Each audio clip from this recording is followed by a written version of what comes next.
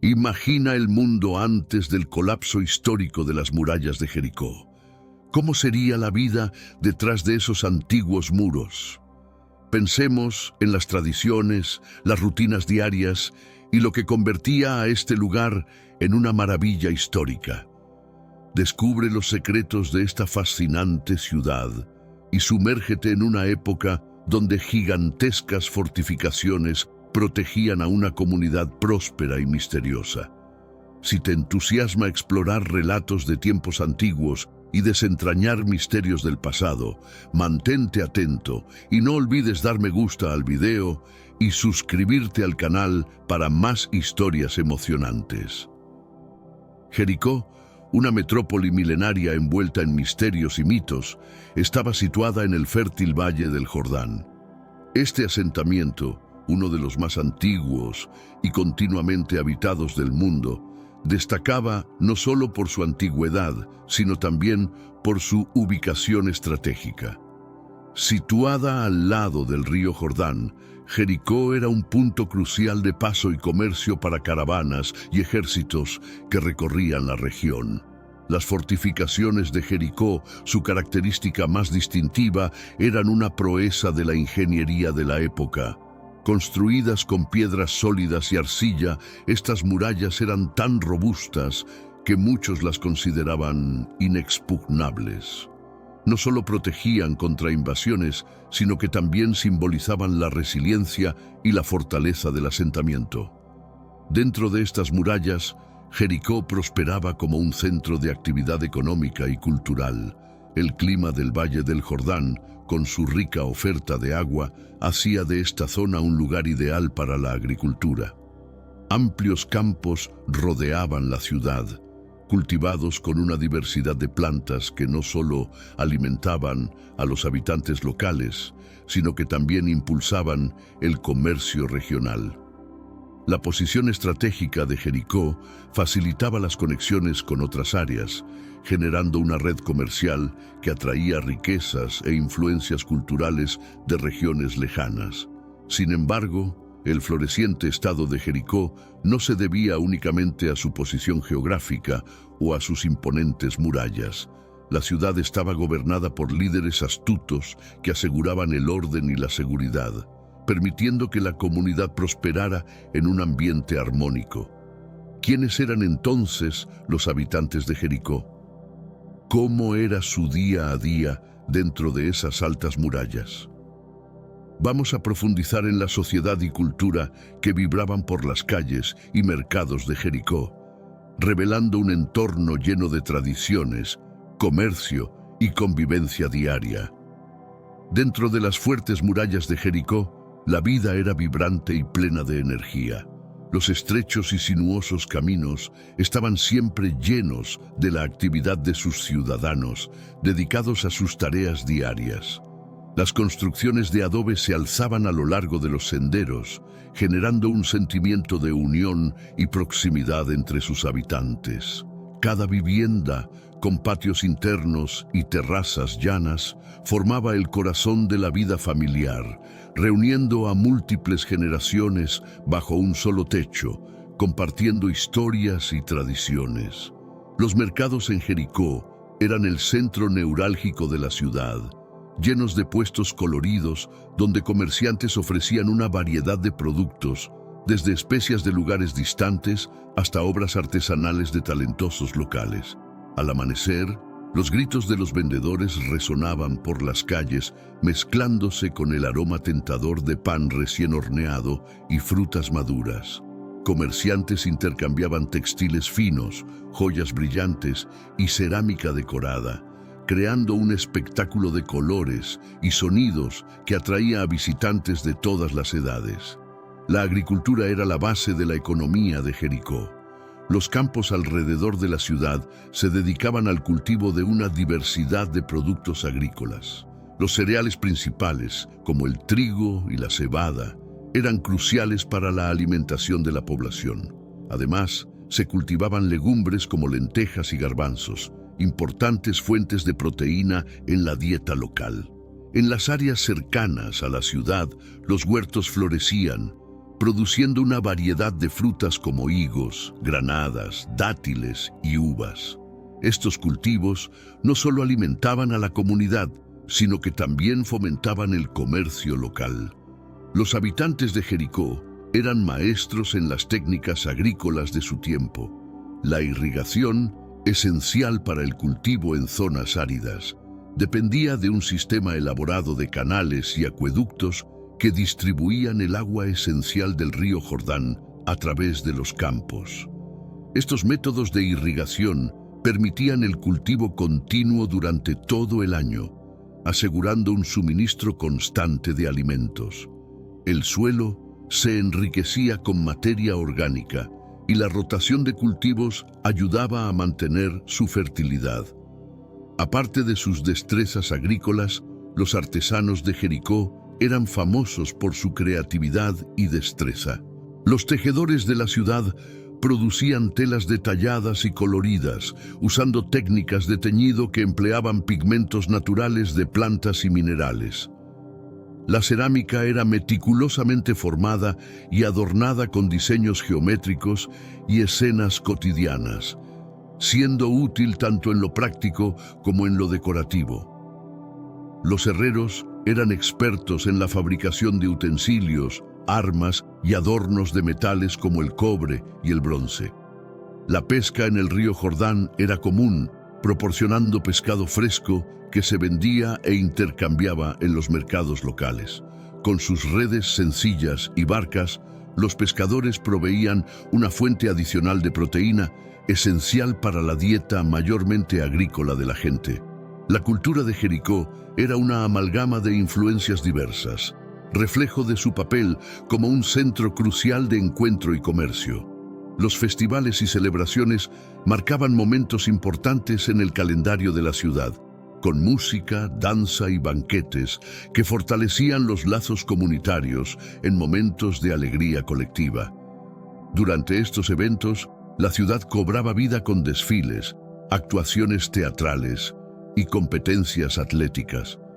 Los ciudadanos se vestían con sus mejores ropas, decoraban sus casas y preparaban comidas especiales, reuniéndose para celebrar las cosechas abundantes, los cambios de estación y otros eventos significativos.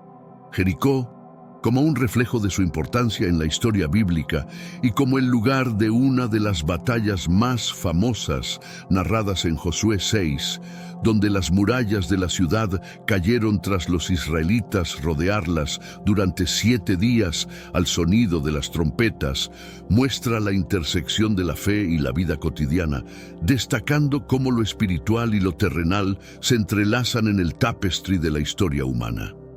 Pero ¿quiénes eran los pueblos y civilizaciones que rodeaban a esta próspera urbe? Avancemos ahora hacia un reconocimiento de las interacciones de Jericó con sus vecinos, descubriendo un escenario de alianzas y disputas que configuraron el destino de la zona. Jericó no estaba aislada.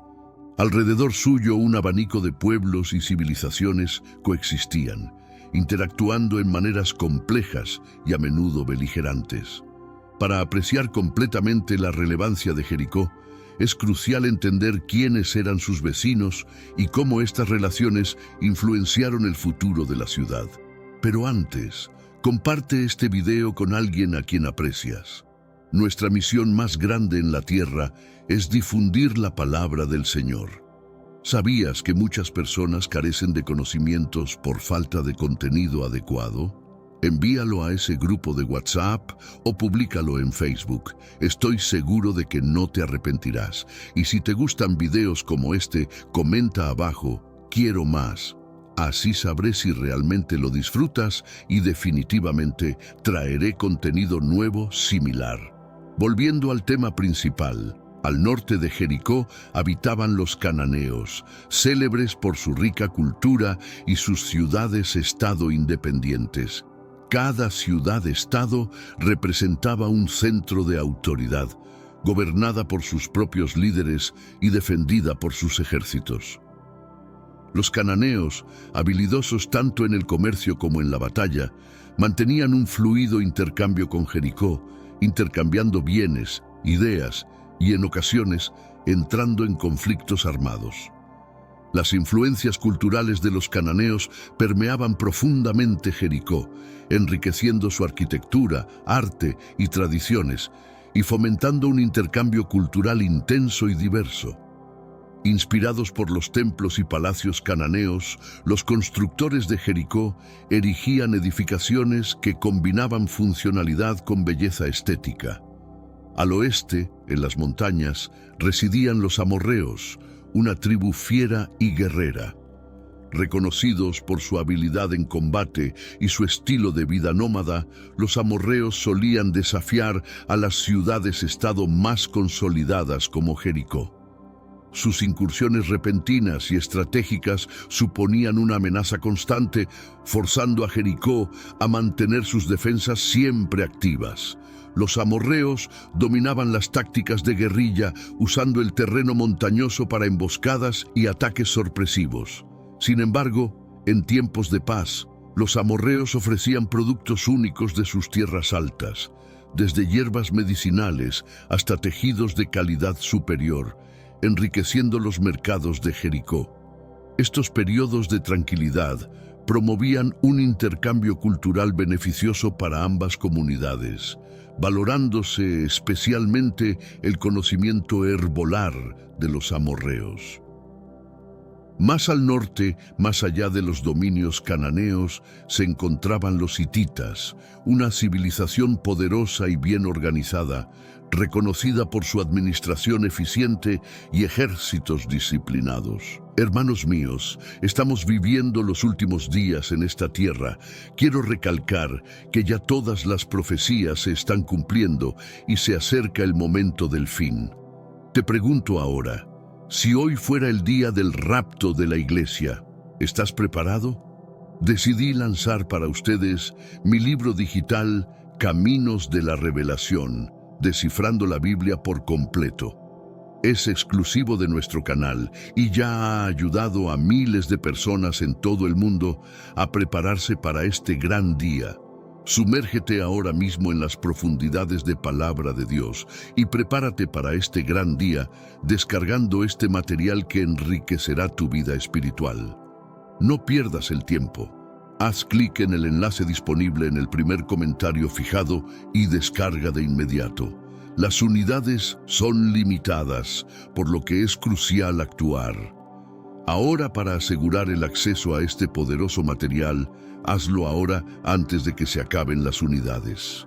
Aunque los hititas estaban más alejados de Jericó, su influencia se dejaba sentir a través de las rutas comerciales que cruzaban el Levante.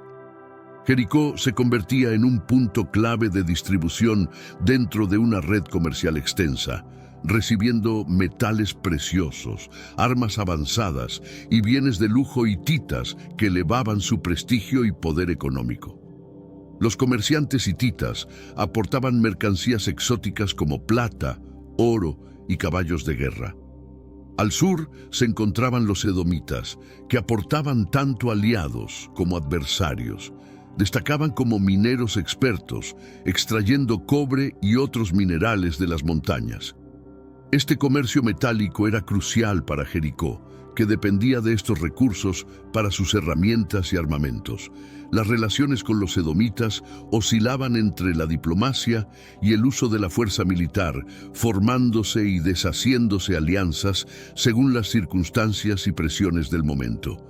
Los edomitas, con sus fortificaciones montañosas, representaban un reto militar significativo, obligando a Jericó a mantener fuerzas armadas robustas y preparadas para defender sus fronteras. Además de estos grupos principales, Jericó interactuaba con una variedad de otras tribus y reinos menores esparcidos por la región. Tribus nómadas pasaban frecuentemente por la ciudad, aportando noticias de tierras lejanas y productos raros, aunque también presentaban riesgos de saqueos. Las caravanas que atravesaban Jericó transportaban especias, tejidos finos y joyas, conectando la ciudad con un comercio global que se extendía hasta Egipto y Mesopotamia. Este flujo constante de mercancías y culturas convertía a Jericó en un verdadero crisol de diversidad e innovación. Jericó, con su vibrante vida cotidiana y diversidad cultural, prosperaba como un oasis de actividad e innovación en medio del desierto. Pero al estar en el centro de estas dinámicas, también era vista como un lugar de profundo significado en las Escrituras. Ahora, vamos a sumergirnos en la visión bíblica de Jericó, explorando cómo la ciudad es retratada antes de su caída. En las Escrituras, Jericó ocupa un lugar especial, siendo una ciudad de gran significado antes de su caída. En las páginas de la Biblia, Jericó es descrita como una ciudad fuertemente fortificada, protegida por murallas que se alzaban imponentes, desafiando a cualquier enemigo que osara acercarse. Estas murallas tan formidables parecían intransitables, simbolizando no solo la fuerza militar de la ciudad, sino también su orgullo y confianza. La narrativa bíblica de Jericó está profundamente entrelazada con la historia de los israelitas, quienes bajo el liderazgo de Josué estaban a punto de entrar en la tierra prometida.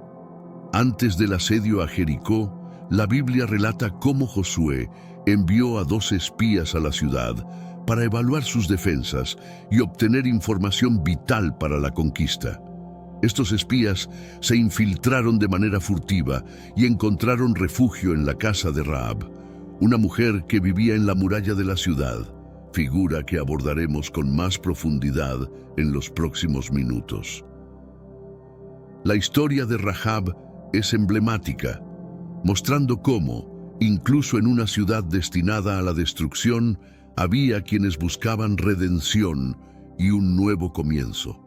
Su casa en la muralla simbolizaba su posición entre 2 mundos, el de Jericó y el de los israelitas, y su decisión de ayudar a los espías marcó un punto de inflexión crucial en la historia de la ciudad. Rahab, por su fe y valentía, se convirtió en una figura central en la narrativa, simbolizando la posibilidad de salvación y transformación, incluso ante un destino aparentemente sellado. La narrativa bíblica detalla meticulosamente la fe y la dedicación de los israelitas durante el asedio de Jericó. Josué recibió instrucciones directas de Dios sobre cómo proceder para capturar la ciudad. Durante 6 días consecutivos, los israelitas rodearon las imponentes murallas de Jericó en absoluto silencio, excepto por el sonido de las trompetas tocadas por los sacerdotes. Esta procesión silenciosa, que se repetía diariamente, era una manifestación de intensa fe y rigurosa disciplina, en contraste con la imponencia de las estructuras de Jericó. En el 7º día, obedeciendo las órdenes celestiales, marcharon 7 veces alrededor de la ciudad y tras un grito colectivo, las murallas se derrumbaron milagrosamente, abriendo camino para que conquistaran la ciudad. Este evento no fue solo una victoria militar, sino un símbolo robusto de la intervención divina y de la realización de las promesas divinas a los israelitas.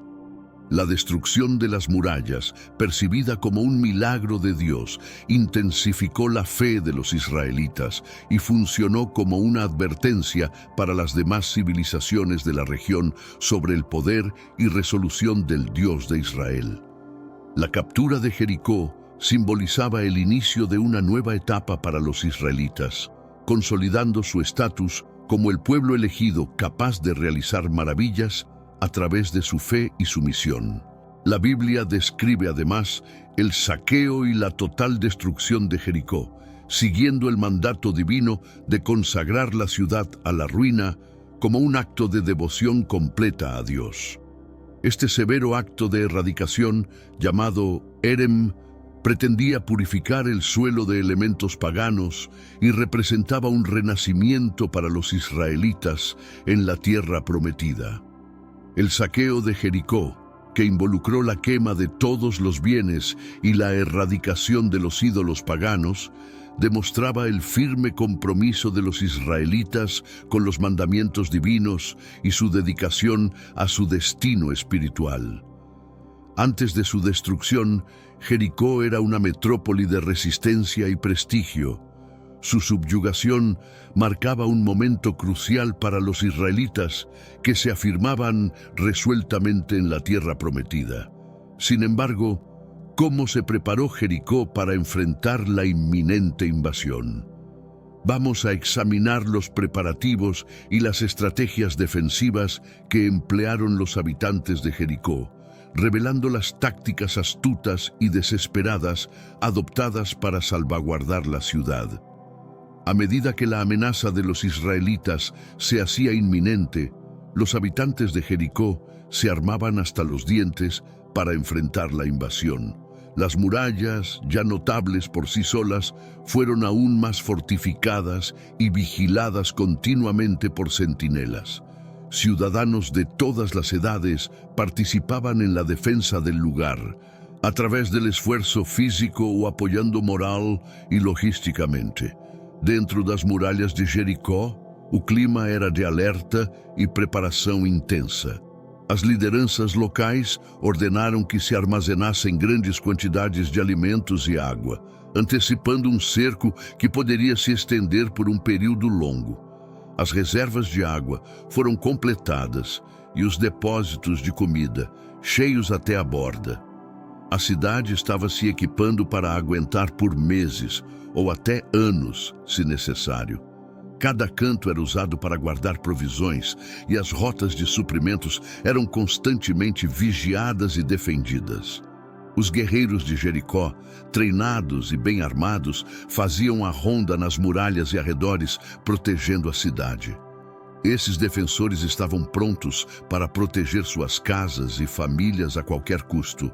Armados com espadas, lanças e arcos, eles tomavam posições estratégicas ao longo das fortificações, preparados para repelir qualquer invasão. As torres de vigia, situadas em pontos altos, proporcionavam uma visão ampla das planícies ao redor, permitindo aos defensores identificar qualquer movimento inimigo a distâncias consideráveis. As lideranças de Jericó também adotaram várias estratégias para reforçar a defesa. Armadilhas foram preparadas ao redor da cidade, como fossos escondidos sob vegetação para surpreender os invasores, estacas afiadas ocultas no chão e barreiras de pedras que poderiam ser roladas sobre os atacantes em um ataque direto às muralhas. As entradas principais foram bloqueadas com barreiras improvisadas e trincheiras, dificultando o avanço do inimigo. As portas principais de Jericó, essenciais para a defesa, receberam atenção redobrada. Reforçadas com camadas adicionais de madeira e metal, transformaram-se em verdadeiras fortificações. Guardas altamente armados eram escalados em turnos contínuos, garantindo que nada passasse despercebido. As portas eram fechadas ao entardecer e só reabriam ao amanhecer, sob vigilância rigorosa. Uma estratégia particularmente astuta foi desenvolvida por Hanã, um dos conselheiros militares mais astutos de Jericó. Hanã, renomado por sua habilidade em táticas defensivas, propôs um plano para confundir e desmoralizar o inimigo. Nosso objetivo, explicou Hanã em uma reunião com os líderes da cidade, é fazer os israelitas acreditarem que estamos ainda mais preparados do que realmente estamos. Vamos construir rampas e torres de lançamento falsas ao longo das muralhas, usando estruturas leves cobertas com tecidos e madeira. Estas instalações fictícias parecerão fortificações adicionais, passando a impressão de que dispomos de recursos e homens em abundância. Este cenário evoca o relato bíblico de Josué e a queda de Jericó, onde a fé e a obediência às instruções divinas foram cruciais para a conquista. Conforme descrito em Josué 6:2-5, Deus instrui Josué sobre como cercar a cidade, e no 7º dia, com um grito do povo, as muralhas se desmoronam. A estratégia de Hanã reflete essa mistura de astúcia humana e confiança na providência divina, sublinhando como a sagacidade e a fé se entrelaçam nos destinos de Jericó. Hanã propuso que incendiáramos más hogueras y desplegáramos patrullas de manera visible alrededor de las murallas al anochecer. Estas acciones transmitirían la imagen de una tropa numerosa y en alerta, manteniendo a los israelitas inciertos sobre nuestra verdadera capacidad de combate. Los líderes de Jericó estuvieron de acuerdo con el plan de Hanán y lo implementaron con precisión. Se construyeron rápidamente estructuras que parecían rampas y torres, fortaleciendo la apariencia de una defensa sólida. Las nuevas hogueras y patrullas adicionales mantenían esa percepción, mientras que los defensores reales se concentraban en reforzar los puntos más débiles de las murallas. El ánimo de los residentes era crucial para resistir el asedio. Los líderes religiosos y comunitarios jugaron un papel esencial, animando a la población a mantener su fe y valor. Se realizaban ceremonias y rituales frecuentemente, implorando la protección divina y buscando fortalecer la unidad y determinación del pueblo. Como está escrito en Josué 1:9, ¿no te lo he mandado? Esfuérzate y sé valiente. No temas ni desmayes, porque el Señor tu Dios estará contigo donde quiera que vayas. También se recordaban victorias anteriores y promesas de protección celestial para elevar el espíritu de la ciudad. Patrullas continuas recorrían Jericó para asegurar el orden interno, atentas a cualquier señal de rebelión o traición, especialmente bajo la constante amenaza de un ataque. Las actitudes sospechosas eran investigadas de inmediato y la seguridad de la ciudad dependía de la vigilancia constante y la lealtad de sus habitantes. En medio de ellos, Rahab se destacaba por una razón singular. A pesar del escepticismo que su posición social generaba, ella reconocía que ayudar a los espías de Israel podría garantizar la supervivencia de su familia. En secreto, ella preparaba su hogar en las murallas, escondiendo allí a los espías junto con provisiones y planes de escape, esperando la oportunidad para actuar, según narrado en Josué 2:4. Jericó se preparaba para el enfrentamiento inevitable. ¿Qué desafíos enfrentarían en los días y noches venideros? Cuando los israelitas atacaran, ¿cuál sería el desenlace? Continuaremos con el análisis del papel decisivo de los espías israelitas y cómo influyeron en el destino de Jericó. En el pico de la tensión, Josué envió a 2 espías valientes y astutos a la ciudad para una misión crítica. Estos espías, seleccionados por sus habilidades y valentía, tenían la misión de examinar las fortificaciones de Jericó y recopilar información crucial para la próxima batalla. Entendían que el éxito de su tarea podría decidir el resultado de la campaña militar israelita. Bajo el manto de la oscuridad, se infiltraron en la ciudad disfrazados, asimilándose a comerciantes o forasteros listos para cumplir su misión crucial. Navegando con cautela por las complejas calles de Jericó, los espías analizaban meticulosamente cada aspecto de las fortificaciones y el ritmo de los guardias. Sus miradas perspicaces identificaban la ubicación estratégica de rampas ilusorias y torres de vigilancia, ingeniosidades del plan de Hanán, además de los puntos donde las barreras parecían más vulnerables. Era esencial actuar con rapidez y discreción, pues cualquier descubrimiento significaría una detención inminente y potencialmente la muerte. En este meticuloso recorrido, los espías encontraron refugio en la residencia de Rahab, una mujer notoria por su vida pasada, pero dotada de un coraje y perspicacia sin igual. Situada estratégicamente en la muralla, su casa ofrecía una visión privilegiada tanto del interior como del exterior de la ciudad. Al ser acogidos por Rahab, reconocieron la oportunidad de protección y ella, percibiendo la importancia de sus visitantes, arriesgó todo para esconderlos, comprometiendo la seguridad de su familia. Bajo el lino que secaba en el techo, Rahab ocultó a los espías, mientras las tropas de Jericó registraban el lugar en busca de los forasteros. Interrogada por los soldados, astutamente los desvió, alegando que los espías ya habían escapado. Movida por el temor de un destino trágico para Jericó y por el deseo de asegurar un futuro mejor para sus seres queridos, Rahab negoció su lealtad con los espías. A cambio de la seguridad de ella y de su familia, prometió protección a los israelitas. Conforme al acuerdo, antes de partir, los espías instruyeron a Rahab a colgar un cordón escarlata en su ventana, una señal para que las fuerzas israelitas ahorraran su casa. Este gesto, mencionado en Josué 2:18, se convertiría en un símbolo de salvación en el caos que se avecinaba. Tras la fuga, los espías reportaron a Josué detalles críticos sobre las defensas y el estado de ánimo de los habitantes de Jericó. Revelaron la vulnerabilidad de la ciudad, a pesar de sus imponentes estructuras y estrategias astutas, y confirmaron el temor generalizado de los habitantes hacia los israelitas, un aspecto que Josué podría explorar tácticamente. Con esta información, Josué se preparó aún más adecuadamente para la conquista de Jericó.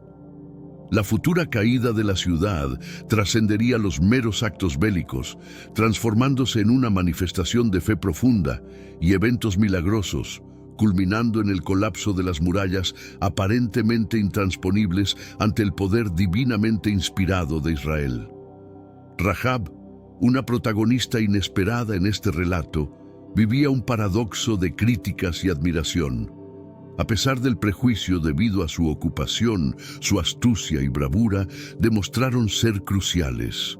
Consciente de las implicaciones de su elección, abrazó la oportunidad de cambiar el destino de su familia con una decisión audaz.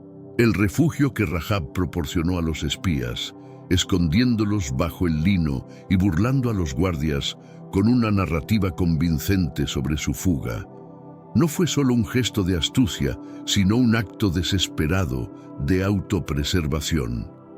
A cambio de su valentía y misericordia, hizo un llamado por reciprocidad en la bondad, anclando su esperanza en la promesa de un nuevo amanecer para ella y sus familiares. Soliciten una señal clara de que salvarán las vidas de mi padre, mi madre, mis hermanos, hermanas y todos sus dependientes, y que los protegerán de la muerte. Los espías estuvieron de acuerdo, indicándole que colgara una cinta carmesí en la ventana de su casa en las murallas. Esta cinta, visible para todos, sería el símbolo de su salvación cuando la ciudad enfrentase su destrucción.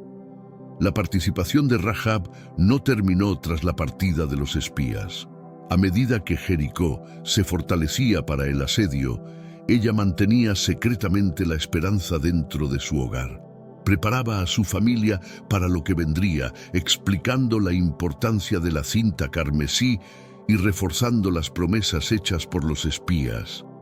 Ante el terror y la incertidumbre, Rahab se erigió como líder dentro de su grupo más cercano, guiándolos con una mezcla de fe y pragmatismo. Rahab se destacaba también por el contraste que representaba. En una ciudad famosa por sus fortalezas y resistencia, ella personificaba la fragilidad y la posibilidad de redención.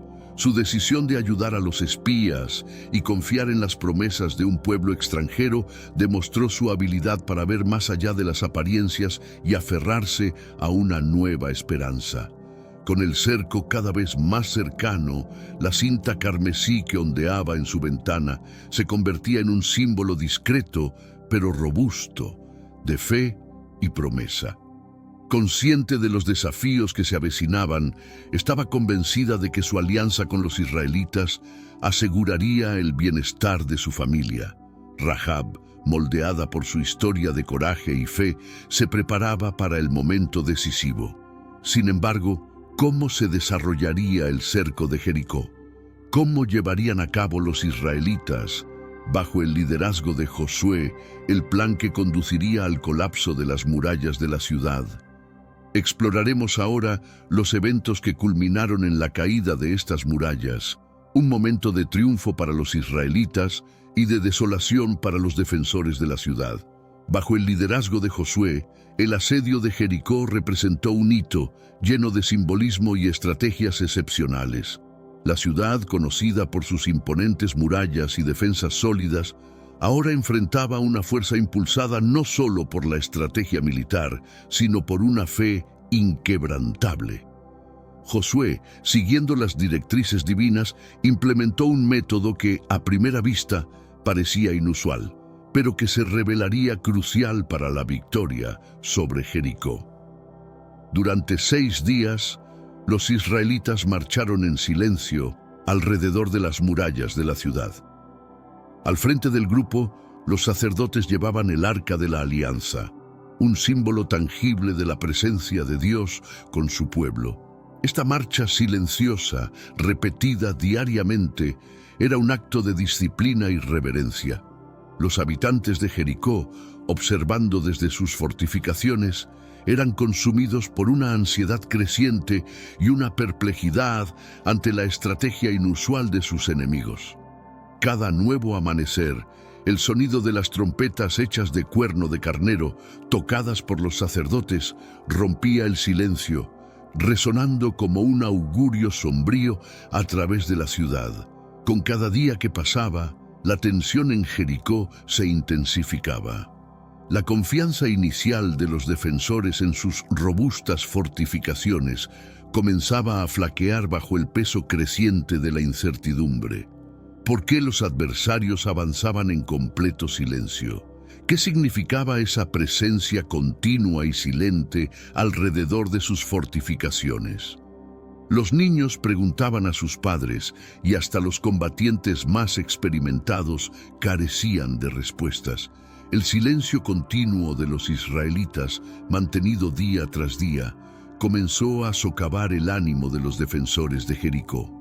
En el 7º día, la secuencia de eventos tomó un giro dramático. En lugar de una sola vuelta, los israelitas rodearon la ciudad 7 veces. La ansiedad aumentaba en las defensas de la ciudad con cada vuelta. Cada recorrido incrementaba el miedo y la confusión entre los defensores. Los habitantes de Jericó, en estado de alerta, seguían cada vuelta dada por los israelitas. Los guerreros de Jericó se mantenían en sus posiciones, aunque la preocupación era evidente en sus rostros. El calor del sol y el tedio de las repeticiones arrojaban un velo de irrealidad sobre la escena.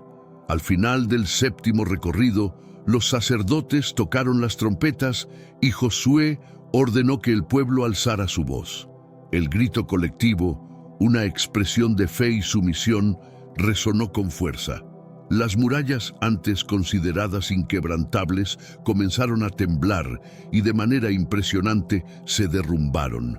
Esas formidables barreras se desplomaron ante la mirada atónita de todos, creando brechas que permitieron a los israelitas entrar en la ciudad. Fue un momento de tumulto y pavor para los habitantes de Jericó. Las defensas en las que tanto confiaban resultaron impotentes ante el poder divino que acompañaba a los israelitas. Los guerreros de Josué, aprovechando la oportunidad, invadieron la ciudad, completando la conquista con eficacia y resolución. La caída de las murallas no solo representó un triunfo militar, sino también la materialización de las promesas divinas hechas a Josué y al pueblo de Israel. Mientras la ciudad sucumbía al asalto, la residencia de Rahab, marcada por el cordón escarlata en la ventana, se mantenía intacta. Los espías, cumpliendo su promesa, aseguraron la protección de Rahab y su familia. La protección divina que Rahab buscó al esconder a los espías se materializó en ese instante de destrucción y desorden. Su fe y valentía fueron recompensadas, convirtiéndola en un símbolo de esperanza y salvación. Por toda Jericó, la devastación era total. Los gritos de combate y el ruido de los escombros resonaban por toda la ciudad. Las murallas, antes símbolos de seguridad, ahora yacían en ruinas. Las calles estaban obstruidas por escombros y el polvo hacía que el aire fuera casi irrespirable. Los combatientes israelitas, moviéndose con determinación, se encargaban de eliminar cualquier resistencia remanente. Los templos e ídolos paganos fueron destruidos, los tesoros fueron saqueados y los habitantes que resistieron fueron eliminados. La completa devastación atestiguaba el poder divino y el propósito de los israelitas en la tierra prometida. Mientras las llamas consumían la ciudad, la presencia de Rahab y su familia, refugiadas bajo el signo del cordón escarlata en su morada, se destacaba como un faro de esperanza en medio del caos. Los espías, fieles a su compromiso, guiaron a Rahab y a sus seres queridos a un lugar seguro, fuera de los límites de la ciudad devastada. Este gesto no solo aseguró su supervivencia, sino que también honró un voto sagrado, subrayando el valor de la lealtad y la creencia. Sin embargo, la conquista de Jericó era solo el comienzo. Josué y su pueblo, energizados por esta victoria, estaban listos para avanzar, enfrentar nuevos desafíos y reclamar más territorios. El episodio de Jericó, con el colapso de sus murallas, se perpetuaría como un emblema de fe resuelta e intervención celestial en la búsqueda de un nuevo hogar. El camino que se extendía frente a ellos prometía más batallas y conquistas, con los israelitas avanzando determinados, motivados por lo que habían presenciado en Jericó. Con las ruinas de Jericó al fondo, el escenario estaba preparado para el próximo capítulo de la Odisea israelita. La narrativa bíblica de Jericó, especialmente la caída de sus murallas, resuena como un momento icónico de intervención divina y estrategia militar. Aunque a menudo se ve simplemente como un milagro, también es un relato de estrategia psicológica y guerra. La elección de marchar en silencio, por ejemplo, puede interpretarse como una técnica para instigar el miedo y la ansiedad en los corazones de los enemigos, una táctica que demostró ser efectiva en la ruptura de la resistencia interna de Jericó. Además, la participación de Rahab, una prostituta que se convierte en una pieza clave para los espías israelitas, destaca temas de redención y transformación. Su historia es frecuentemente citada como un ejemplo de cómo la fe y la acción pueden resultar en salvación y cambio de destino, independientemente del pasado de una persona. Rahab no solo salvó a su familia y a sí misma, sino que también se convirtió en parte de la genealogía del rey David y eventualmente del propio Jesús, como se lista en la genealogía del Nuevo Testamento. La técnica de rodear la ciudad y las instrucciones de marchar 7 veces en el 7º día, culminando con un gran clamor y el sonido de las trompetas, alude a rituales y prácticas litúrgicas. Estos elementos sugieren que la batalla de Jericó también tenía un fuerte componente ritualístico, simbolizando tanto la purificación como la conquista espiritual, además de la física.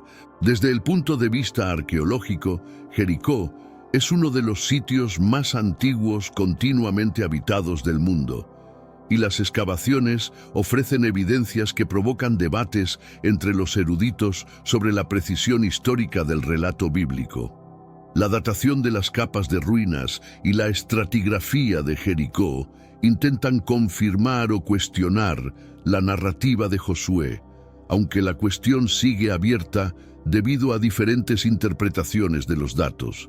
Más allá de las implicaciones históricas y arqueológicas, la historia de Jericó sirve como una metáfora poderosa utilizada en sermones y enseñanzas contemporáneas. Frecuentemente se presenta como un ejemplo del poder de la fe colectiva y la obediencia a Dios, con lecciones aplicables tanto en contextos espirituales como personales y comunitarios. La caída de Jericó también es un tema popular en la cultura popular y el arte, inspirando una variedad de obras en literatura, música, cine y televisión. La imagen de las murallas cayendo bajo el poder de un grito colectivo y trompetas resuena como un símbolo de superación de obstáculos aparentemente insuperables. En términos geopolíticos, el evento de la conquista de Jericó es explorado frecuentemente en discusiones sobre las estrategias de invasión y control territorial en la antigüedad. Esto refleja en la comprensión de las dinámicas de poder en la región del Levante durante la época y ofrece insights sobre las tácticas militares y las relaciones entre diferentes grupos étnicos y sociales. Finalmente, la caída de Jericó puede verse como una representación de la inevitabilidad del cambio y la capacidad de adaptación humana ante los designios divinos o las fuerzas de la historia. Nos recuerda que, por más formidables que sean nuestras estructuras y defensas, pueden ser superadas por acciones colectivas guiadas por una creencia compartida y un propósito común. ¿Qué aventuras esperaban a Josué y su pueblo en la tierra prometida? Si disfrutaste este vídeo y deseas seguir la secuencia de esta narrativa, suscríbete al canal, activa la campana de notificaciones para no perderte ninguna actualización y deja tu like para apoyar nuestro trabajo. Tu colaboración es esencial para que podamos seguir creciendo y ofreciendo contenidos cada vez más ricos, fundamentados y bien producidos. Gracias y hasta nuestro próximo encuentro. ¿Te has preguntado alguna vez cómo sería vivir en un mundo donde nadie conociera la nieve o el calor extremo? Imagina un lugar donde la longevidad fuera la norma y no la excepción. Un mundo antiguo y casi mítico que desafía nuestra comprensión moderna. ¿Cómo es posible que las personas vivieran tantos años? ¿Realmente el clima podía influir tanto en la longevidad humana? Las respuestas a estas preguntas nos llevan a una era donde la vida humana y el entorno natural mantenían una armonía casi perfecta. Según las Escrituras, los seres humanos de aquel tiempo disfrutaban de vidas que se extendían por siglos, gracias a condiciones ambientales ideales y una protección divina contra los elementos más duros. Génesis 5:27. Este mundo prístino estaba lleno de riquezas naturales, ríos cristalinos, exuberantes bosques y un clima perpetuamente templado que favorecía tanto a la flora como a la fauna. Los humanos de aquel entonces, aunque afectados por el pecado original, vivían en un entorno que aún conservaba las marcas de su divina creación. Esta conexión tan estrecha con la naturaleza facilitaba no solo una vida más larga, sino también una salud y una vitalidad envidiables. Este mundo antediluviano, aunque fascinante en muchos aspectos, era también un lugar donde la maldad crecía desenfrenada. La humanidad, en su mayoría, ignoraba a Dios y vivía como si Él no existiera, sumergida en la violencia y la inmoralidad. Génesis 6:11-12. Dios, que había creado este hermoso mundo, lo observaba con pesar, viendo cómo la corrupción lo devoraba. Este dolor divino pronto se convertiría en la razón para la catástrofe que cambiaría para siempre el curso de la historia humana. Uno de los aspectos más sorprendentes del mundo antes del diluvio es la longevidad extraordinaria de sus habitantes. Los patriarcas vivían durante siglos, algo que hoy parece casi imposible de imaginar.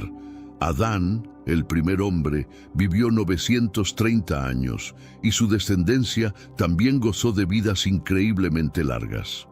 Matusalén, el hombre más longevo registrado en la Biblia, vivió 969 años, Génesis 5:27, marcando un récord que nunca sería superado.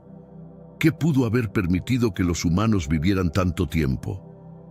Una de las teorías más aceptadas es que el entorno de la Tierra antes del diluvio era mucho más favorable para la vida.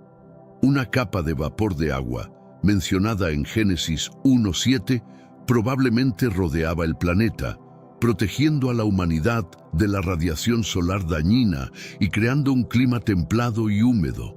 Este entorno ideal, junto con la dieta y el acceso a recursos naturales puros, habría contribuido a la longevidad extrema de las personas.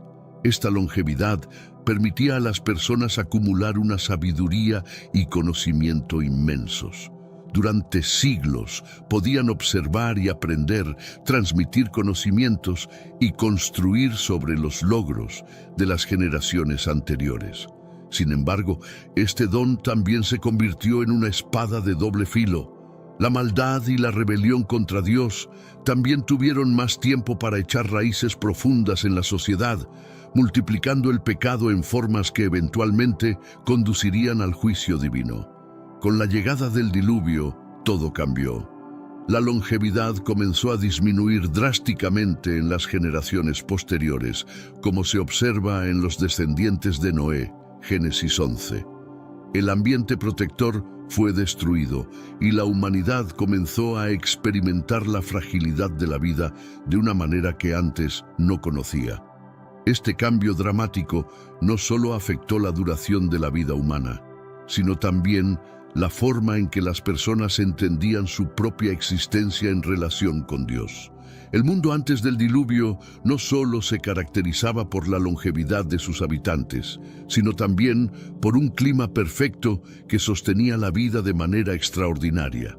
Según las Escrituras, la tierra estaba rodeada por una capa de vapor de agua que creaba un entorno ideal para la vida humana y animal. Esta expansión separaba las aguas y mantenía una atmósfera cálida y húmeda en todo el planeta. Génesis 1:6-7. Este clima uniforme y templado permitía que la flora y la fauna prosperaran de manera abundante.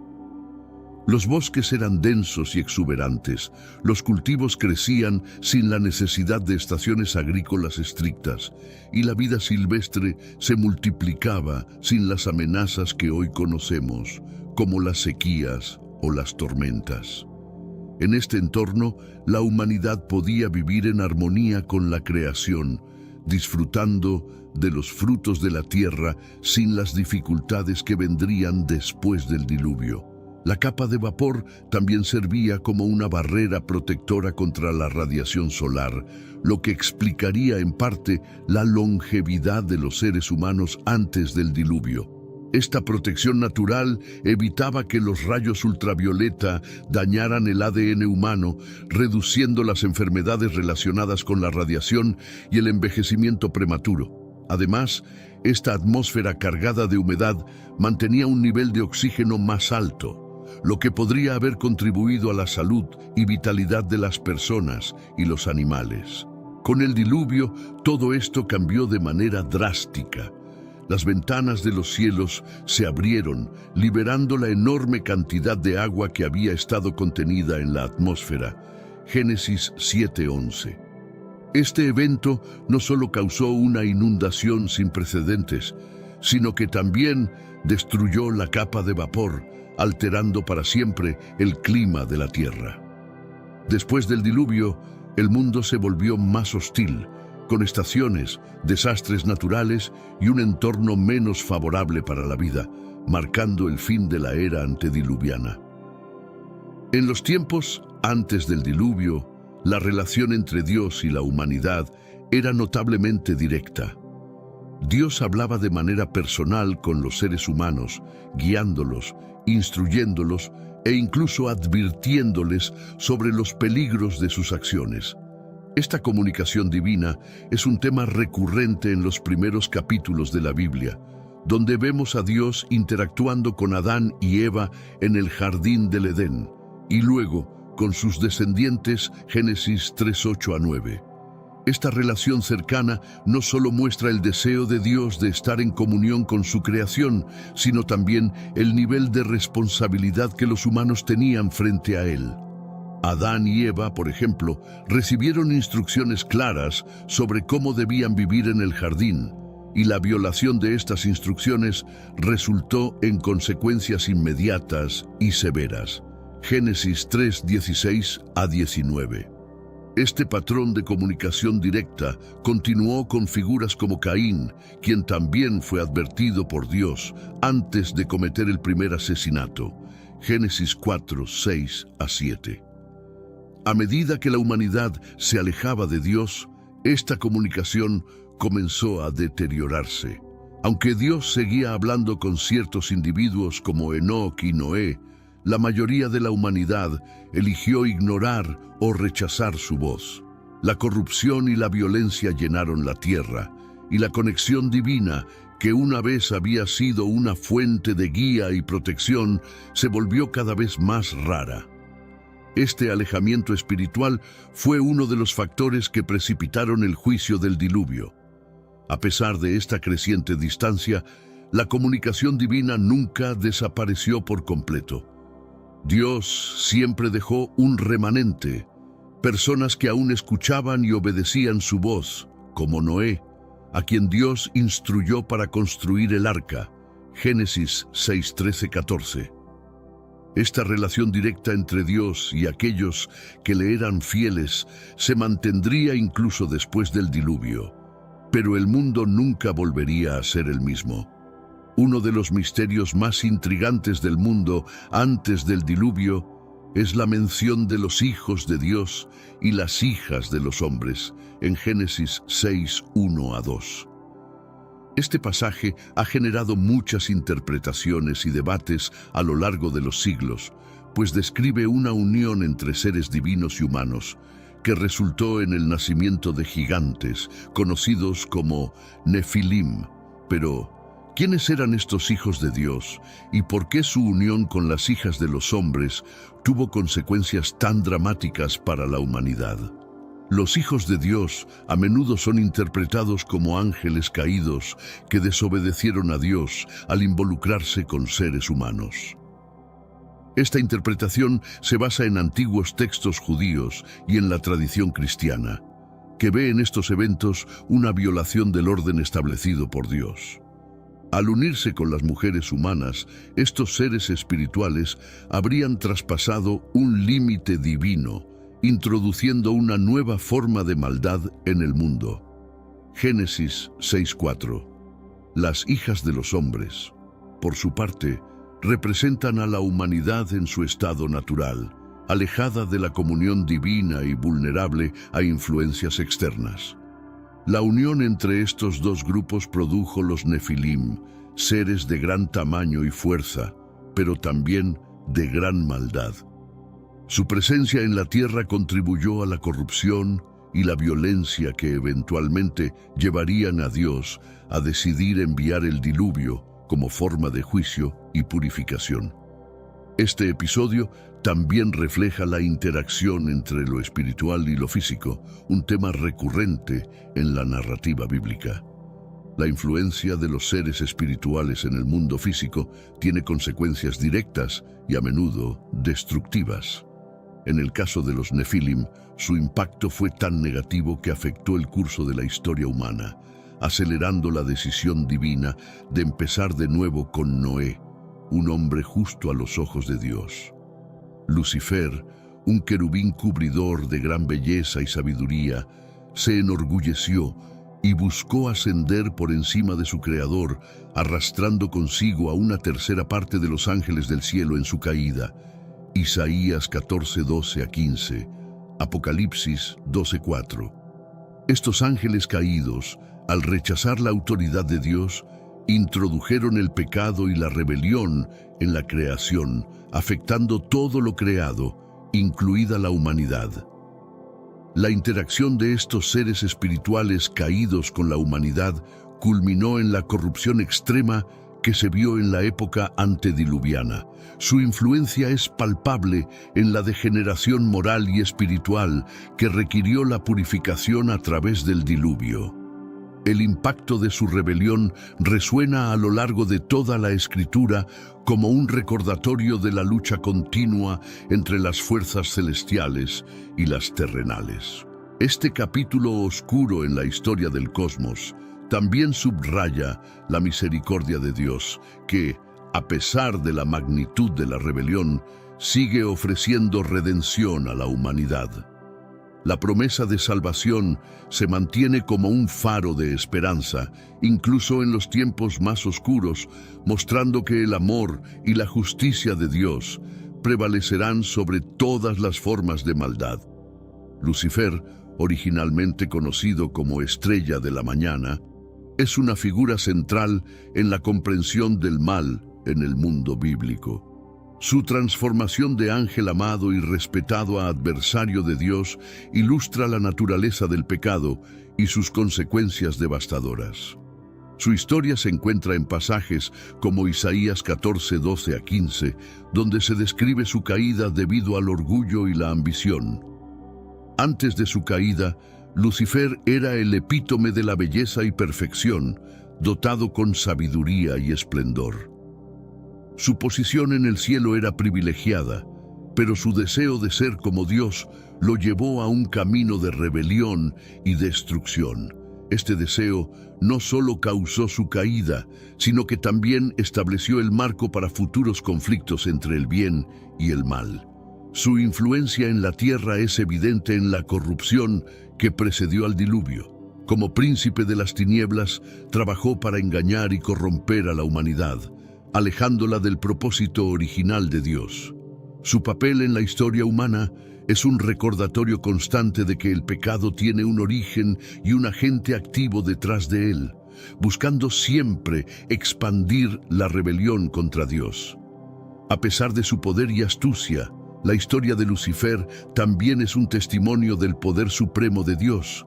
La caída de Lucifer subraya que ninguna creación, sin importar cuán exaltada, puede superar al Creador. Este tema resuena a lo largo de toda la Biblia, ofreciendo lecciones sobre humildad, dependencia de Dios y la certeza de que el mal no tendrá la última palabra. La rebelión de Lucifer no solo afectó el orden celestial, sino que también instauró una guerra espiritual que se extiende a través de la historia humana.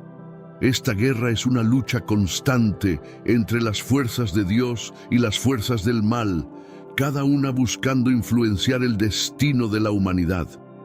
Efesios 6:12 nos recuerda que nuestra lucha no es contra seres humanos, sino contra los poderes, contra las autoridades, contra los gobernantes de este mundo de tinieblas, contra las fuerzas espirituales de maldad en las regiones celestiales.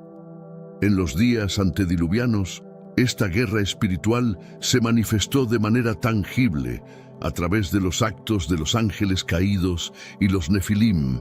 La intensificación de la maldad en la tierra fue un reflejo directo de esta batalla espiritual, que no solo influía en los eventos terrenales, sino que también tenía implicaciones eternas para cada alma. Dios, en su soberanía, intervino enviando el diluvio, no solo como un acto de juicio, sino también como un medio para reafirmar su dominio y propósito para la humanidad. Esta intervención divina es un ejemplo clave de cómo Dios actúa dentro de la historia para guiarla hacia su conclusión prevista, una donde el bien finalmente triunfa sobre el mal. El entendimiento de esta guerra espiritual es crucial para los creyentes, ya que proporciona un contexto para las luchas personales y colectivas contra el pecado. Además, ofrece una perspectiva de esperanza, sabiendo que Dios tiene el control y que, a través de Jesucristo, la victoria final sobre el mal está asegurada. La historia de Caín y Abel, los hijos de Adán y Eva, es uno de los relatos más dramáticos y significativos del Génesis. Esta narrativa, que se encuentra en Génesis 4:1 a 16, no solo marca el primer asesinato registrado en la historia humana, sino que también revela profundas lecciones sobre la envidia, el rechazo y la responsabilidad personal. Caín, el agricultor, y Abel, el pastor, representaban dos modos de vida diferentes. Ambos hermanos ofrecieron sacrificios a Dios, pero mientras que la ofrenda de Abel fue aceptada, la de Caín no lo fue. Esto no se debió tanto al tipo de sacrificio, sino a la actitud del corazón. Abel ofreció lo mejor de su rebaño con un corazón sincero, mientras que Caín ofreció su sacrificio sin verdadera devoción o fe. La reacción de Caín ante el rechazo divino fue una mezcla de enojo, celos y desesperación. Dios mismo intervino, advirtiendo a Caín sobre el peligro del pecado que está agazapado a la puerta y lo instó a dominarlo. Génesis 4:7. Sin embargo, Caín eligió ignorar esta advertencia divina y en un acto de ira mató a su hermano Abel en el campo. Este acto no solo cambió la vida de Caín, marcándolo como un fugitivo y un vagabundo, sino que también estableció un patrón de violencia y retribución que se manifestaría en generaciones futuras. La historia de Caín y Abel es un poderoso recordatorio de las consecuencias del pecado y de la necesidad de la redención, un tema que atraviesa toda la narrativa bíblica. Pero antes, comparte este video con alguien a quien aprecias. Nuestra misión más grande en la tierra es difundir la palabra del Señor. ¿Sabías que muchas personas carecen de conocimientos por falta de contenido adecuado? Envíalo a ese grupo de WhatsApp o públicalo en Facebook. Estoy seguro de que no te arrepentirás. Continuando con nuestro estudio. Después del asesinato de Abel, Caín fue confrontado por Dios, quien lo maldijo a una vida de vagancia y desolación. Sin embargo, en medio de esta maldición, también hubo misericordia. Dios puso una marca en Caín, una señal que lo protegería de ser asesinado por cualquiera que lo encontrara. Génesis 4:15. Esta marca es uno de los misterios más debatidos de la Biblia, representando tanto el juicio como la gracia divina. La marca de Caín simbolizaba la justicia de Dios, asegurando que aunque Caín merecía castigo por su crimen, nadie más tenía derecho a hacerle daño. Esto estableció un principio importante en la ley bíblica: la justicia debe ser proporcional y administrada por autoridades legítimas, no por venganza personal. La protección ofrecida a Caín a través de esta marca demuestra la compasión de Dios, incluso en medio del juicio. A pesar de su gran pecado, Caín recibió la oportunidad de vivir, lo que indica que la redención y la rehabilitación son posibles, incluso en las circunstancias más sombrías. Después de su destierro, Caín no solo sobrevivió, sino que también se convirtió en el fundador de la primera ciudad mencionada en la Biblia, llamada Enoc, en honor a su hijo. Génesis 4:17. Este acto de construcción marca un hito importante en la historia de la humanidad, el inicio de la urbanización y el desarrollo civilizado. La ciudad de Enoc representa el deseo humano de comunidad y permanencia, contrastando con la vida nómada de los pastores de la época. A pesar de su origen trágico y su fundador marcado por el pecado, la ciudad simboliza el avance de la tecnología y la cultura humanas. Las primeras ciudades fueron centros de innovación y cooperación, pero también de conflictos y desafíos morales. Este desarrollo también refleja la complejidad de la naturaleza humana, capaz de grandes logros constructivos y creativos, pero también susceptible al pecado y la corrupción. La historia de Caín y la ciudad de Enoc subraya la dualidad de la experiencia humana, donde el progreso material puede coexistir con profundas luchas espirituales y morales. Los descendientes de Caín desempeñaron roles significativos en la historia temprana de la humanidad, como se describe en Génesis 4:20-22. Jabal, por ejemplo, fue el padre de aquellos que viven en tiendas y tienen ganado, introduciendo un estilo de vida nómada y pastoral que contrastaba con la urbanización. Su hermano, Jubal, fue el padre de todos los que tocan el arpa y la flauta, marcando el comienzo de la música y el arte en la sociedad humana. Tubal-Caín, otro descendiente notable, fue un innovador en el trabajo del bronce y del hierro, lo que representa un avance significativo en la tecnología y la artesanía. Estos desarrollos no solo mejoraron las condiciones de vida, sino que también transformaron las interacciones sociales y económicas entre las personas. A través de estos individuos podemos ver cómo la creatividad y la innovación han sido partes fundamentales de la experiencia humana desde sus inicios. A pesar de provenir de una línea marcada por el pecado y la violencia, los descendientes de Caín contribuyeron de manera significativa al progreso cultural y tecnológico, demostrando que el legado humano es complejo y multifacético. Después de la muerte de Abel y la maldición de Caín, Adán y Eva tuvieron otro hijo, a quien llamaron Set. Set representó una nueva esperanza para sus padres y para la humanidad, ya que de su linaje surgirían aquellos que invocaron el nombre del Señor. Génesis 4:26. Este acto de invocación indica un regreso a la adoración y la comunión con Dios, contrastando con la línea de Caín, que se había alejado de estas prácticas. Set y sus descendientes son descritos en la Biblia como hombres que caminaron con Dios. Esta expresión, utilizada también para describir a Enoc y Noé, implica una vida de fidelidad y obediencia a los mandatos divinos. A través de Set, se estableció un linaje que valoraba y mantenía la relación con Dios, a pesar de la creciente maldad que rodeaba el mundo en ese entonces. Los descendientes de Set incluyeron figuras como Enos, Cainán, Mahalaleel, Jared, Enoc y eventualmente Noé. Cada uno de estos hombres jugó un papel crucial en preservar y transmitir la fe en el verdadero Dios, preparando el camino para la eventual renovación de la tierra a través del diluvio. Este linaje muestra cómo, incluso en tiempos de gran corrupción, siempre hubo un remanente fiel que Dios preservó para sus propósitos.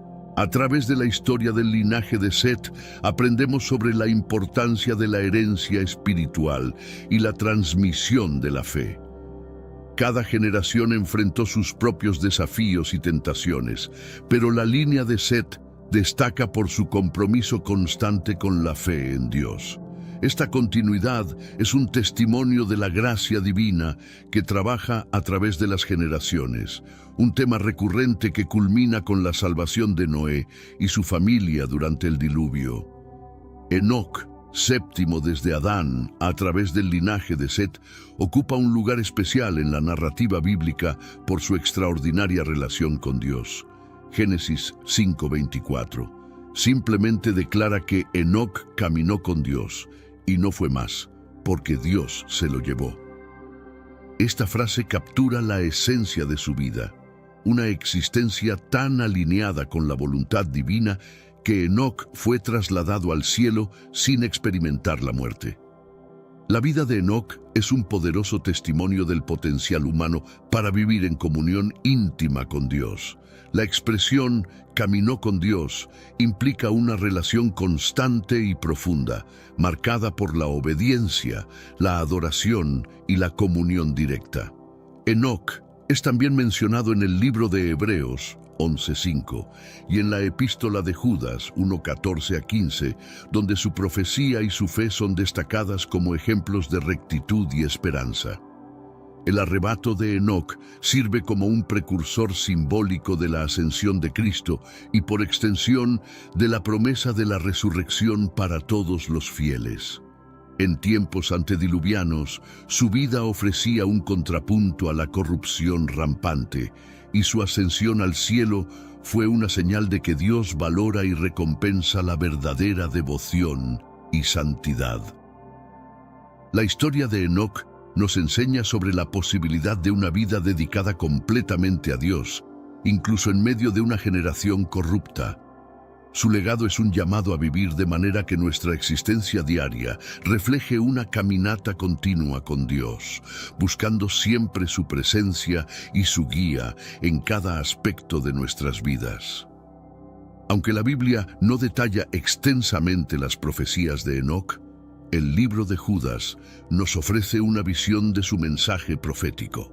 Enoc advirtió sobre el juicio divino y la venida de miles de santos para ejecutar este juicio contra todos los impíos. Judas 1:14 a 15.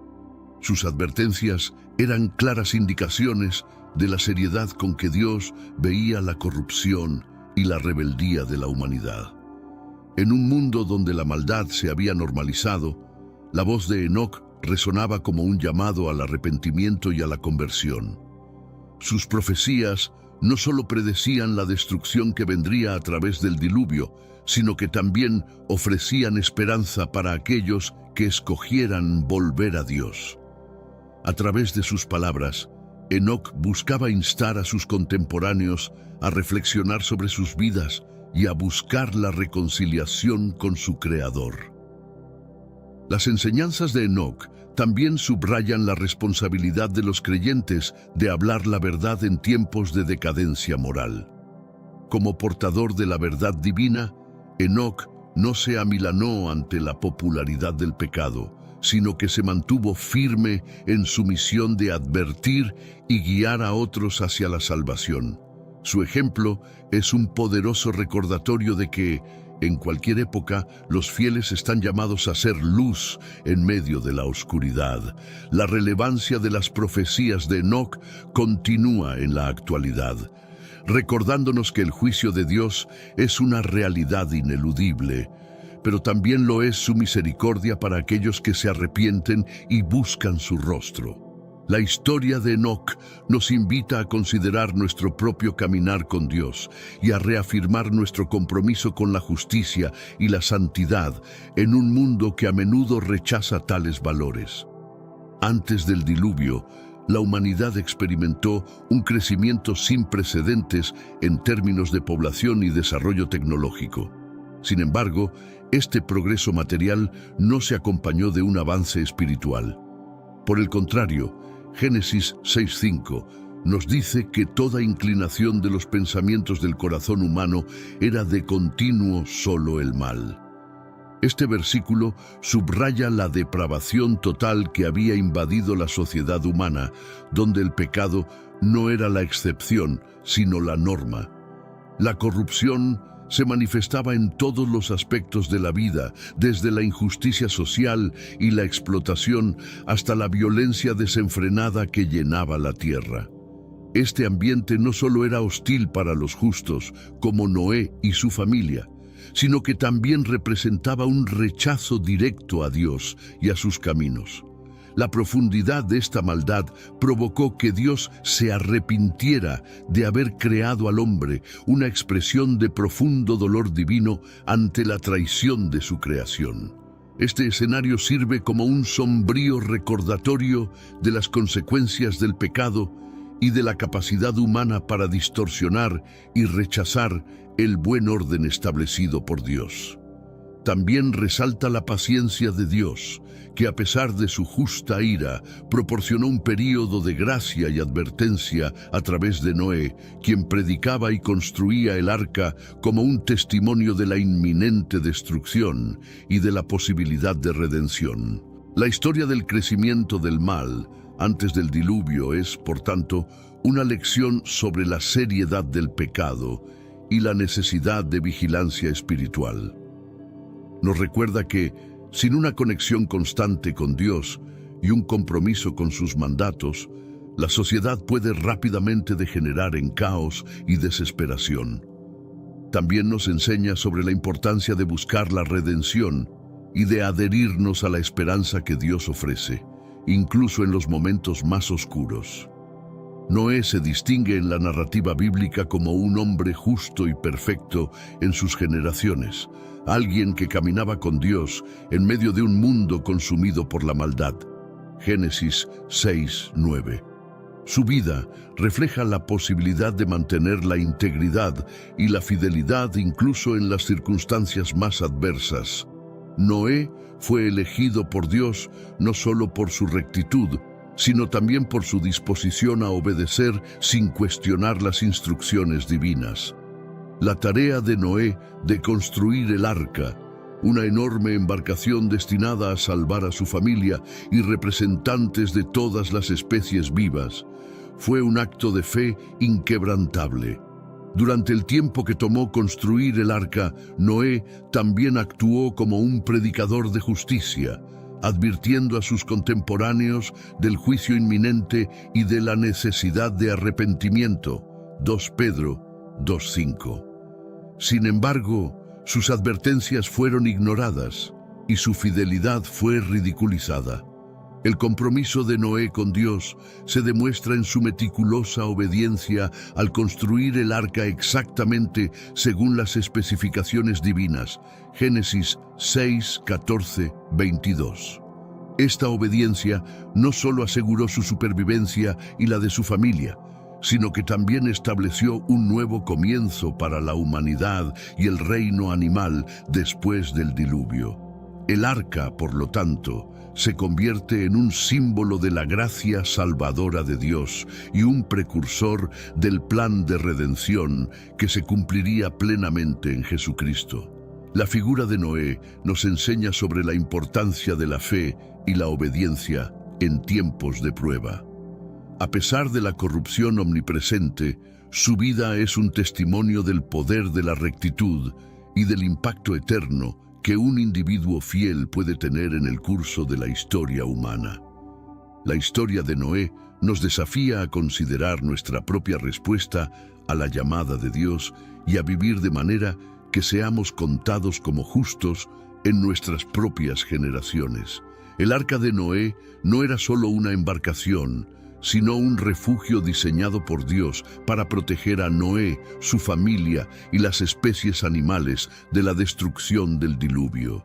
Sus dimensiones y construcción eran específicas y reveladas por Dios para asegurar su flotabilidad y durabilidad durante el diluvio universal. Génesis 6:15 a 16.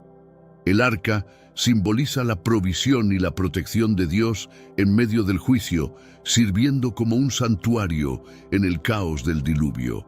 La preparación del arca fue un proceso extenso y un acto de fe visible. Cada tabla de madera de gofer y cada medida de brea para sellar el arca eran actos de obediencia que Noé ejecutó meticulosamente. A través de este proceso, Noé demostró su completa confianza en la palabra de Dios, una fe que sería recompensada con la salvación de su familia y la preservación de la vida terrestre. El arca también funcionó como un juicio visual para aquellos que observaban su construcción. Representaba un recordatorio tangible de la seriedad del llamado al arrepentimiento de Dios y del inminente juicio divino. Para muchos, sin embargo, este testimonio fue desoído o ridiculizado hasta que las aguas del diluvio comenzaron a subir y las puertas del arca se cerraron. Hoy, el arca sigue siendo un poderoso símbolo de salvación y refugio. En el contexto cristiano, representa la obra redentora de Cristo, quien ofrece protección contra el juicio final a través de su sacrificio en la cruz. El relato del arca nos invita a reflexionar sobre nuestra propia respuesta a la oferta de salvación de Dios y sobre cómo estamos construyendo nuestras vidas en respuesta a su gracia y verdad. Dios otorgó a la humanidad 120 años de gracia mientras Noé construía el arca, un periodo durante el cual se predicó el arrepentimiento y se ofreció la posibilidad de salvación. Génesis 6:3. Este tiempo refleja la paciencia y la misericordia de Dios, que no quiere que ninguno perezca, sino que todos procedan al arrepentimiento. 2 Pedro 3:9. A través de Noé, Dios extendió una invitación abierta al arrepentimiento, dando a la humanidad la oportunidad de evitar el juicio venidero. Durante estos años, Noé no solo construyó el arca, sino que también se desempeñó como un predicador de justicia, una voz solitaria, clamando en un desierto de iniquidad. La prolongada construcción del arca y la predicación de Noé fueron testimonios de la gravedad del aviso divino y de la magnitud de la misericordia de Dios, ofreciendo múltiples oportunidades para que las personas cambiaran sus caminos. La respuesta general fue de indiferencia y burla. La gente continuó con sus vidas como si no hubiera ninguna advertencia, consumidos por sus rutinas diarias y placeres mundanos. Esta indiferencia a la gracia de Dios y a las advertencias de juicio es una poderosa lección sobre la naturaleza humana y la tendencia a ignorar las realidades espirituales en favor de las temporales. La paciencia de Dios durante este periodo no solo subraya su justicia en la ejecución del juicio, sino que también destaca su carácter compasivo y amoroso. Nos recuerda que en cada era Dios provee medios y tiempo suficiente para que las personas se arrepientan y regresen a Él, a pesar de que muchas veces estas oportunidades son desatendidas. El diluvio fue más que un evento geológico. Fue un acto divino de purificación y juicio contra una humanidad profundamente corrompida. Génesis 7, 17, 24. Las aguas que cubrieron la tierra no solo limpiaron el paisaje de la maldad humana, sino que también representaron un borrar y reiniciar en la historia de la creación. Este cataclismo no fue arbitrario, sino una respuesta necesaria a la acumulación de pecados y la completa degeneración de la sociedad. Las aguas del diluvio prevalecieron sobre la tierra durante 150 días, borrando toda existencia de vida, excepto aquella cuidadosamente preservada dentro del arca. Este periodo de destrucción también fue un tiempo de renovación, durante el cual las bases de una nueva orden moral y social fueron establecidas a través de la familia de Noé, quienes fueron encargados de repoblar y administrar la tierra bajo la promesa de un nuevo pacto con Dios. El relato bíblico del diluvio es un recordatorio vívido de la soberanía de Dios sobre la creación y de su capacidad para intervenir directamente en los asuntos humanos. También es una imagen anticipada del juicio final, que será tanto un acto de justicia como de creación de un nuevo cielo y una nueva tierra, donde la justicia morará. 2 Pedro 3:13. El diluvio termina con un mundo purificado, preparado para comenzar de nuevo con promesas renovadas y la esperanza de una relación restaurada entre Dios y la humanidad. Este evento establece un precedente para la misericordia y la gracia divinas que se manifiestan plenamente en la obra de Cristo, ofreciendo salvación y renovación a todos los que se acercan a Él en fe. Después del diluvio, Noé y su familia emergieron del arca para encontrar un mundo radicalmente transformado. Génesis 9, 18 a 19 nos cuenta que los 3 hijos de Noé, Sem, Cam y Jafet, son los ancestros de todas las naciones de la tierra. A través de ellos, la humanidad fue repoblada y diversificada en distintas culturas y pueblos. Este repoblamiento es significativo porque marca un nuevo comienzo para la humanidad bajo un pacto renovado con Dios, donde las bendiciones y las responsabilidades de cuidar la tierra y seguir a Dios son reiteradas. Cada uno de los hijos de Noé jugó un papel crucial en la formación de la identidad cultural y geográfica de las naciones. La distribución de sus descendientes, según se detalla en la tabla de las naciones en Génesis 10, muestra cómo las diferentes regiones del mundo fueron habitadas y desarrolladas. Esta dispersión no solo refleja la soberanía de Dios sobre la historia humana, sino que también subraya la importancia de la diversidad y la multiplicidad en el plan divino. A través de las narrativas de los descendientes de Noé, vemos los orígenes de muchas tensiones y desarrollos que influirían en los eventos bíblicos posteriores. Por ejemplo, la maldición de Canaán, hijo de Cam, y la bendición de Sem, que es destacada en el establecimiento del pueblo de Israel, ilustran cómo las acciones individuales y las bendiciones divinas pueden tener repercusiones duraderas a través de las generaciones. La historia de los descendientes de Noé es también un recordatorio de la resiliencia humana y de la gracia restauradora de Dios. A pesar de la devastación del diluvio, la humanidad encontró maneras de reconstruir y prosperar, siempre bajo la mirada y el plan providencial de Dios. Este nuevo comienzo es emblemático del amor de Dios por su creación y de su deseo de verla florecer.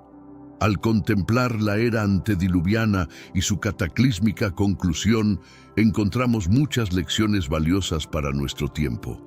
La historia del diluvio no es solo un relato de juicio y destrucción, sino también una narrativa de esperanza, redención y la promesa constante de Dios de preservar la vida y mantener su pacto con la humanidad.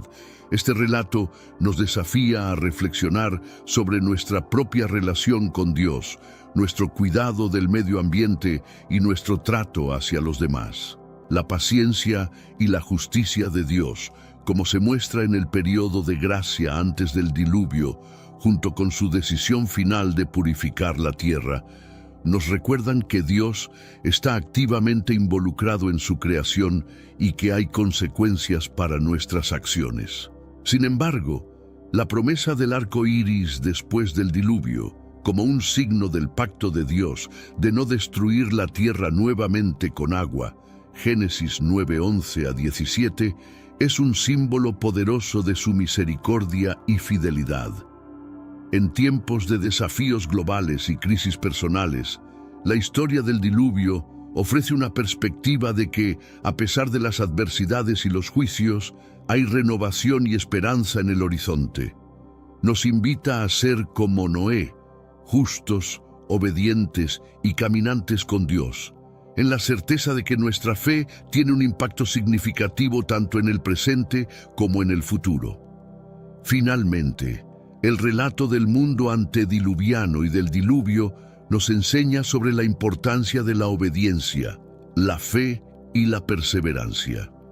En un mundo que a menudo parece estar en caos, las historias de fe como la de Noé nos animan a mantenernos firmes en nuestras convicciones y a confiar en que, al final, el plan de Dios para la redención y la restauración prevalecerá.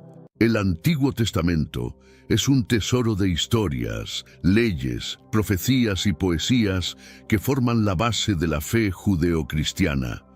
Estas escrituras sagradas relatan la historia del pueblo de Dios, desde la creación del mundo hasta el período anterior al nacimiento de Jesucristo. Al sumergirnos en estas páginas, somos invitados a comprender la profundidad de la relación entre Dios y la humanidad, explorando temas como la creación, el pecado, la redención y el pacto. Estas narrativas no son solo cuentos antiguos, tienen una relevancia atemporal que continúa impactando la vida de las personas hoy. Nos muestran cómo Dios se reveló de diversas maneras, guiando, corrigiendo y redimiendo a su pueblo a lo largo de los siglos. Cada libro, cada capítulo, cada versículo es un testimonio de la fidelidad de Dios y de su paciencia con la humanidad. El Antiguo Testamento comienza con la historia de la creación, un relato poderoso que nos presenta a Dios como el Creador soberano. Luego narra la caída del hombre y la consecuente separación de Dios, pero también revela el plan redentor de Dios que comienza a desarrollarse a través de los pactos hechos con figuras clave como Noé, Abraham, Moisés y David. Estos pactos demuestran la promesa de Dios de restaurar la relación rota entre Él y la humanidad. Las Escrituras también están llenas de profecías que apuntan a un futuro Mesías, alguien que vendría para redimir al pueblo de Dios de una vez por todas. Profetas como Isaías y Jeremías fueron portadores de estos mensajes de esperanza, preparando el camino para la venida de Cristo. Así, el Antiguo Testamento es esencial no solo para entender la historia de Israel, sino también para comprender la plenitud del plan de Dios para la salvación. Por lo tanto, embarcarse en este estudio del Antiguo Testamento no es solo un ejercicio histórico o literario, es una jornada espiritual. A medida que exploramos estos textos antiguos, somos desafiados a reflexionar sobre nuestra propia relación con Dios y a responder a su llamado en nuestras vidas. Prepárate para un viaje fascinante a través de las páginas sagradas, donde cada capítulo revela la majestad y la misericordia del Creador. Pero antes de continuar con los detalles, comparte este estudio con alguien que valores, ya sea vía WhatsApp, Facebook o Telegram. Nuestra principal misión como creyentes es difundir la palabra del Señor a la mayor cantidad de personas posible. Bienaventurado el que comparte la palabra de Dios, porque la luz del Señor brilla en su corazón. Si disfrutas este tipo de estudio, deja un comentario abajo con "Quiero más". Así sabré que debo seguir subiendo nuevos videos. Antes de que el tiempo comenzara, antes de que existiera cualquier cosa, estaba Dios. Él es el ser eterno, sin principio ni fin, el Alfa y la Omega. Diferente a todo lo que conocemos, Dios no fue creado, sino que es el creador de todas las cosas. Su existencia es un misterio que trasciende la comprensión humana, y esta eternidad es un atributo exclusivo que define su naturaleza divina. El concepto de un creador eterno es fundamental para la fe judeocristiana. Establece la soberanía de Dios sobre toda la creación y enfatiza su autoridad suprema. Dios no está sujeto al tiempo ni a las limitaciones físicas. Él es el Señor de todo lo que existe. Esto significa que el universo y todo lo que hay en él está bajo su control, y nada ocurre fuera de su voluntad. En Génesis, el primer libro de la Biblia, encontramos la narrativa de la creación que comienza con las palabras poderosas: en el principio, Dios creó los cielos y la tierra. Este versículo no solo inicia la historia bíblica, sino que también establece el fundamento de toda la realidad. El acto de creación es una demostración magnífica del poder y la creatividad divina, donde Dios habla y el universo llega a existir. La eternidad de Dios es una verdad reconfortante e inspiradora. Significa que Él está más allá de nuestras circunstancias temporales y que su perspectiva es infinita. Podemos confiar en su plan, sabiendo que Él ve el principio y el fin de todas las cosas. Su sabiduría y propósitos son perfectos, y nosotros estamos llamados a confiar en Él, incluso cuando no comprendemos completamente sus acciones. Por lo tanto, al contemplar la eternidad de Dios, somos llevados a la adoración y la reverencia. Nos recuerda nuestra propia finitud y dependencia del Creador. Dios, el Eterno, nos llama a conocer y a relacionarnos con Él. Un privilegio inmenso que se ofrece a todos los que buscan su rostro. Esta es la base sobre la cual toda la narrativa bíblica está construida, y es el punto de partida para nuestra jornada a través del Antiguo Testamento. La narrativa de la creación, encontrada en los primeros capítulos de Génesis, es una de las historias más conocidas y fascinantes de la Biblia. En 6 días, Dios creó todo lo que existe, desde la luz hasta los seres vivos.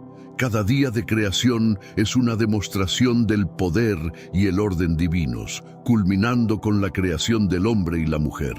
El primer día Dios dijo: hágase la luz, y la luz se hizo. Él separó la luz de las tinieblas, llamando a la luz día y a las tinieblas noche. Este acto inicial no fue solo la creación de la luz física, sino también la introducción del orden en el caos primordial. La luz se asocia frecuentemente con la presencia de Dios y la revelación de la verdad, marcando el inicio de la transformación del universo. En los días siguientes, Dios creó el firmamento, separando las aguas de arriba de las aguas de abajo, y formó la tierra seca, llamándola tierra, y a las aguas reunidas mares. También hizo crecer toda clase de vegetación. Cada uno de estos actos fue realizado por la palabra de Dios, mostrando que su voz es la fuerza creativa que da forma y función al cosmos. La tierra se convirtió en un lugar habitable, preparado para soportar la vida. En los días cuarto y quinto, Dios creó los cuerpos celestes, el sol, la luna y las estrellas, para gobernar el día y la noche y para marcar los tiempos y estaciones. Luego llenó los mares y los cielos con criaturas vivientes, desde peces y grandes criaturas marinas hasta aves que vuelan sobre la tierra. Cada nueva creación fue declarada buena por Dios, reflejando su perfección y la armonía de su diseño. En el sexto día, Dios creó a los animales terrestres y finalmente a la humanidad. Adán fue formado del polvo de la tierra y Dios sopló en sus narices el aliento de vida. Eva fue creada a partir de una costilla de Adán para ser su compañera. Juntos fueron bendecidos y recibieron el mandato de ser fecundos, multiplicarse y dominar la tierra. Con la creación de la humanidad, Dios vio todo lo que había hecho y declaró que era muy bueno. La creación en 6 días no es solo una serie de eventos, sino una declaración del orden y propósito divinos. Cada día de creación revela un aspecto del carácter de Dios, su sabiduría, poder y bondad. Al final del sexto día, el universo estaba completo, lleno de vida y belleza, reflejando la gloria del Creador. Este relato nos llama a reconocer la majestad de Dios y a vivir en armonía con el mundo que Él creó. La culminación de la obra creativa de Dios fue la formación del hombre y la mujer, Adán y Eva. Fueron creados a imagen y semejanza de Dios, lo que significa que poseían cualidades únicas que reflejaban el carácter divino. Esta creación especial destaca la dignidad y el valor intrínseco de la humanidad, diferenciándola de todas las demás criaturas. Adán fue creado primero, formado del polvo de la tierra. Dios sopló en sus narices el aliento de vida y él se convirtió en un ser viviente. Este acto de dar vida a Adán fue un gesto íntimo y personal, mostrando el cuidado de Dios por su creación. Adán fue colocado en el jardín del Edén, un lugar de belleza y abundancia, para cultivar y guardar el jardín. Recibió autoridad sobre todos los seres vivos, indicando el papel de liderazgo y administración de la humanidad. Eva fue creada para ser la compañera de Adán. Dios vio que no era bueno que el hombre estuviera solo, así que hizo que Adán cayera en un sueño profundo y, de su costilla, formó a Eva. Ella fue presentada a Adán, quien la reconoció como hueso de mis huesos y carne de mi carne. Juntos, reflejaban la imagen de Dios de manera complementaria, representando la unidad y la diversidad dentro de la humanidad.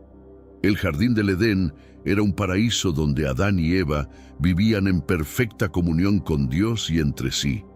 Tenían todo lo que necesitaban para vivir una vida plena y feliz. En el centro del jardín estaban 2 árboles especiales, el árbol de la vida y el árbol del conocimiento del bien y del mal. Dios dio a Adán y Eva la libertad de comer de todos los árboles, excepto del árbol del conocimiento del bien y del mal, estableciendo un límite que exigía obediencia y confianza. La creación de Adán y Eva y su vida en el Edén ejemplifican el plan original de Dios para la humanidad, vivir en armonía con Él, con la creación y entre sí.